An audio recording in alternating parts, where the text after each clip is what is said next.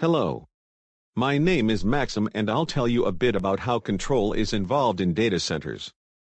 Data centers consist mainly of servers stored in racks. You can imagine them as a bunch of computers stacked on top of each other in a closet.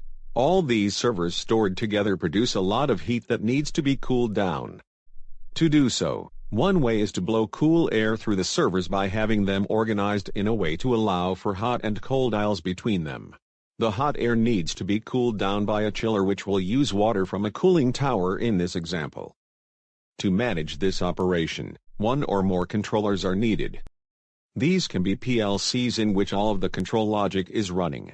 To run this logic, data has to be fed to the PLC via multiple temperature sensors for the air and water, as well as flow meters and pressure sensors. All these sensors are linked to the PLC using cables carrying analog or digital signals. Other examples of measurements include relative humidity, tank levels, the water's chemical properties, and more. To achieve control, one of the most common ways is to use a PID controller that will manage an actuator in order to maintain a certain signal at its point. Actuators are then controlled through different power stages by the PLC. The most common types in data centers are fans, pumps, and valves. The controller, actuator and sensor linked together is what we call a control loop. Besides controlling the plant, the PLC is also used to gather supervision information as well as power usage. These power readings are linked to the PLC through a digital field bus.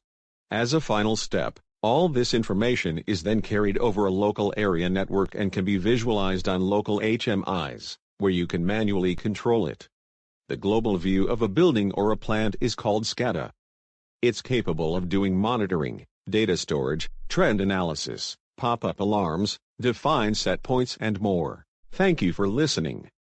This capsule was created as part of the Helha Data Center training program. You can find our website and social media on the links in the description below.